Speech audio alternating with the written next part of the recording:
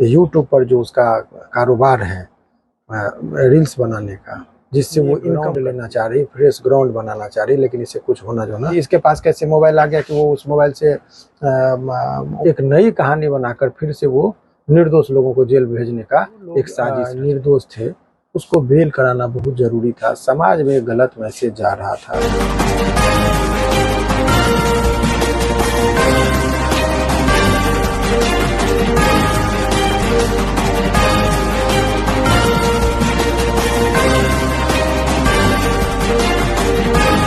उनसे आरती को खतरा है, तो ये केस को किस दिशा में ले जा रहा है और आरती के बयान को कैसे? देखिए, जब क्या होता है कि जब बेल मिल गया, तो बेल मिल जाने के बाद ये तो कोर्ट के माननीय न्यायालय के निर्देशानुसार वो निकले हैं ये लोग।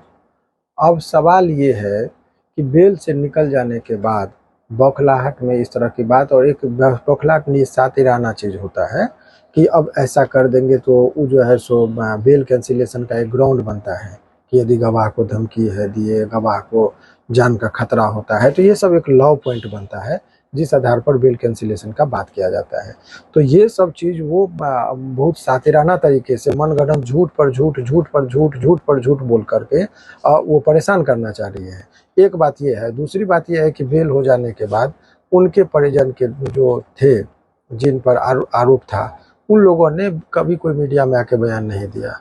लेकिन ये इस तरह से इसलिए करे कि चर्चा में रहती है, ताकि उसका जो यूट्यूब पर जो उसका कारोबार है रील्स बनाने का, जिससे वो इनकम करती है, तो वो मार्केट में बने रहने के लिए सोच समझकर भी इस तरह की बातें की जाती हैं।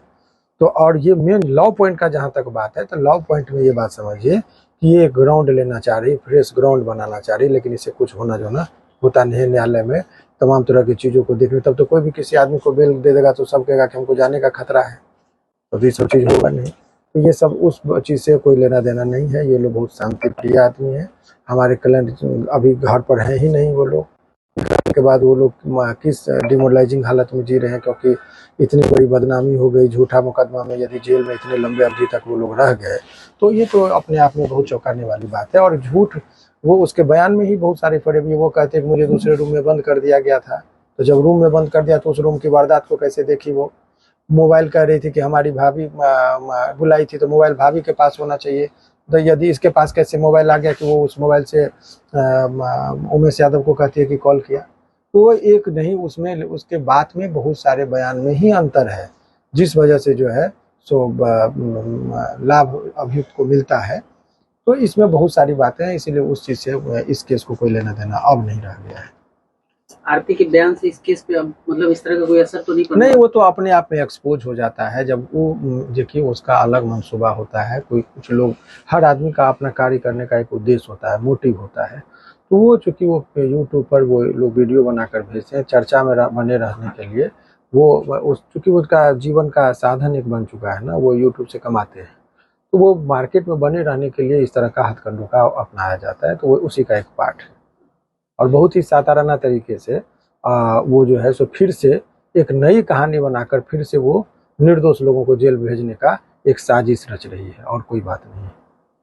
एक व्यक्ति भी और बचे हुए हैं जेल से बाहर आने के लिए, जिनको बेल अभी ग्रांट नहीं मिला है। तो पिछले दिनों आपने चर्चा की थी कि चार्ज फ्रेम का उनका डेट अभी पूरा नहीं हुआ था, तो वो भी कुछ दिन में बाहर आ जाएंगे? नहीं, उसको तो सबका समय अवधि चार, चूंकि माननीय न्यायालय का निर्देश वो तो हो गया, वो तो उसमें कहीं कोई दो राय नहीं है। निर्देशानुसार सभी लोग निकल रहे हैं जेल से बाहर, कहीं कोई दिक्कत नहीं।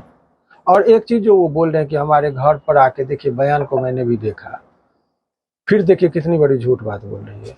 बोल रहे हैं कि 2-4 लोग आए और घर दिखाए कि ये उमेश यादव का घर है। अरे भाई, किसको नहीं मालूम है गाँव में? यदि उसको धीरेन्द्र यादव पड़ोस के गांव के हैं, तो उनको बस दिखाने के लिए कोई तीसरा आदमी जाएगा कि ये घर है?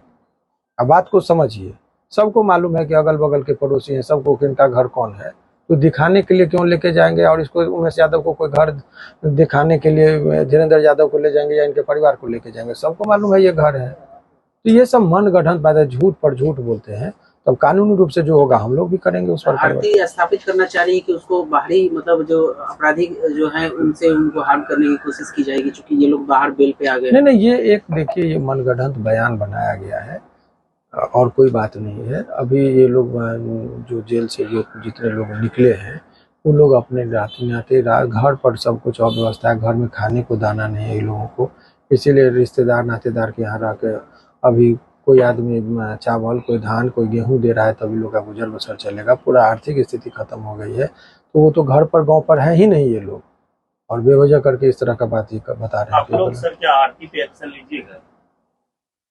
आरती पर एक्शन का किस संदर्भ में आप लोग बात कर रहे हो, नहीं समझ में आ रहा है। अभी हमारा था कि भाई ये लोग जो निर्दोष थे, मैंने शुरू से कहा था कि जो लोग निर्दोष थे उसको बेल कराना बहुत जरूरी था। समाज में गलत मैसेज जा रहा था कि माँ बाप बच्चे को पैदा करे और बच्चे के ही बयान से वो लोग यदि जेल में चले जाएं तो इससे बड़ी पीड़ादायक क्या होगी। कुछ उन्मादी तत्व के लोग शुरुआती दौर में सिंपैथिकली उसको सपोर्ट किए, लेकिन बाद में तो पता चला 6 महीना के अंदर में वो शादी भी कर ली, उत्साहपूर्ण तरीके से शादी रहा, नाचते गाजते अपने खुद। वो कोई तो देखने नहीं गया, व्यक्तिगत जीवन में किसी को टिक्का टिप्पणी करने का अधिकार नहीं है, लेकिन जिस हिसाब से वीडियो बनाकर वो सार्वजनिक जीवन में लाई तो स्वाभाविक है कि लोग देख रहे थे। तो ये सब बहुत सारी बातें हैं, लेकिन ओवरऑल आप यही कह सकते हैं कि अभी लोग का बेल मिल गया है और ये लोग अपना ट्रायल में पूरा सहयोग कर ही रहे हैं और करेंगे भी।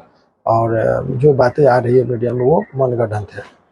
आरती का बयान पूरी तरीके से मान लो कि स्टंट है, पब्लिक सिटी स्टंट कह लें, क्योंकि वो ये आप लोग अपने मानने के लिए स्वतंत्र हैं। परिस्थिति के बारे में हम बता सकते हैं, और आप लोग क्या मानेंगे निष्कर्ष तो वो आप लोग खुद, आपकी स्वतंत्रता है।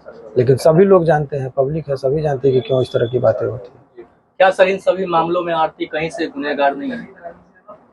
ये सब देखिए, हम वकील हैं, जज हैं नहीं, किसी को हम सजा नहीं सुना सकते करें। हम अपने क्लाइंट को डिफेंस करने का हमारी जिम्मेदारी होती है। व्यक्तिगत उसके कोई प्रवक्ता के तौर पर हम बयान नहीं दे सकते हैं कि कौन दोषी है कौन निर्दोष है। हमारा है कि हम इतना ही जानते हैं, दोषी कौन है मालूम नहीं, इतना जरूर मालूम है कि मेरा क्लाइंट पूरी तरह से निर्दोष है और वो निर्दोष। अभी हमने बेल कराया है और उसको जेल के अंदर ट्रायल में भी कुछ नहीं होगा, क्योंकि इसमें पर्याप्त सबूत हैं हमारे पास। और जब वो सबूत की बात आएगी तो हम लोग उसको देखेंगे, तब आप लोग को सारी चीजें। छोटू को इंसाफ कब मिलेगा? छोटू के इंसाफ के लिए क्या बात कर रहे हैं? छोटू को इंसाफ की जरूरत जितना है उतना इंसाफ इधर के लोगों को। मोबाइल आपका बज रहा है क्या? ये इसमें जो है तो आप लोगों को इधर का यदि छोटू के इंसाफ की जो बात आप लोग बता रहे हैं तो इससे कई गुना ज्यादा इंसाफ की जरूरत जो है धीरेन्द्र यादव को जरूरत है। उसके घर पर हमला किया गया था, घर से उसके घर में घुसकर उसके बेटी के साथ दुष्कर्म का प्रयास किया गया। बाद में बेटी को जो है सो बहला फुसला के लोग चले गए और ये लोग मुख्य दर्शक सभी लोग जेल चले गए। अब जो है सो बहुत सारी इलीगल डिमांड की जाने लगी उस केस में, और अभी फिर से नई बातें आने लगी है। तो वो बेचारा को जलील पर जलील किया जा रहा है और अपनों के द्वारा ही जलील करवाया जा रहा है। तो बहुत सोची समझी राजनीति और राजनीतिक कारणों से भी गांव में जो लोग निर्दोष, जिसका इस केस से दूर दूर तक कोई लेना देना नहीं था, वो लोग जेल में चले गए। अरुण यादव को दूर दूर तक दूसरे गांव का आदमी इस केस से कोई लेना देना नहीं था।